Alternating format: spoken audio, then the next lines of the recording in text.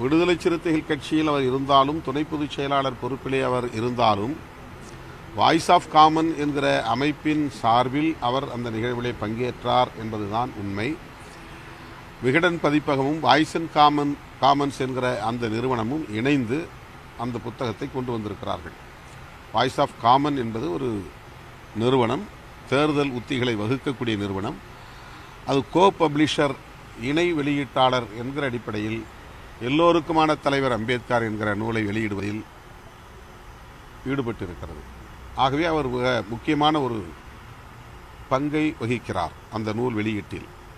எனவே அந்த நிகழ்வில் அவர் பங்கேற்றார். அவர் சொல்லியிருக்கிற கருத்துக்கு அவர் மட்டுமே பொறுப்பு, கட்சி பொறுப்பல்ல. அது ஒவ்வொரு தனி மனிதருக்கு ஒரு சுதந்திரம் இருக்கு, கருத்து சொல்லலாம். கட்சிக்குள்ள 100 பேர் இருக்கிறோம், 100 கருத்து சொல்ல முடியும். தொடர்ந்து திமுகவுக்கு எதிராகவே கருத்துக்களை பதிவு செய்கிறார். அவர் மீது கட்சி நடவடிக்கை எடுக்கப்படும். ஏனென்றால் அவர் கட்சி சார்பாக இல்லைங்க, ஆனால் அவர் இல்லை கட்சியில் இருக்கிறாரு. அந்த கருத்து அவருடைய தனிப்பட்ட கருத்து, அவ்வளோதான். அதில் விடுதலை சிறுத்தையில் அந்த கருத்தை கிளைம் பண்ணல.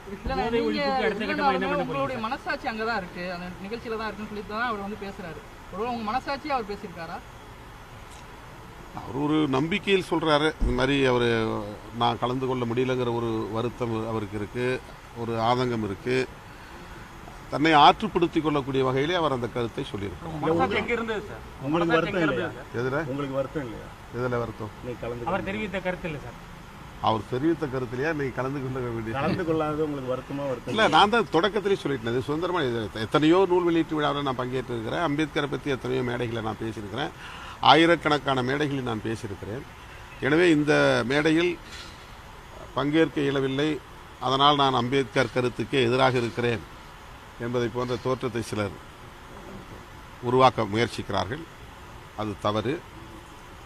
பொதுவெளியிலே இன்றைக்கு நடிகர் விஜய் போன்றவர்கள் எல்லாம் அம்பேத்கர் அவர்களை பற்றி பேசுவது என்பது புரட்சியாளர் அம்பேத்கருக்கு கிடைத்த ஒரு மாபெரும் வெற்றியாக நான் பார்க்கிறேன்.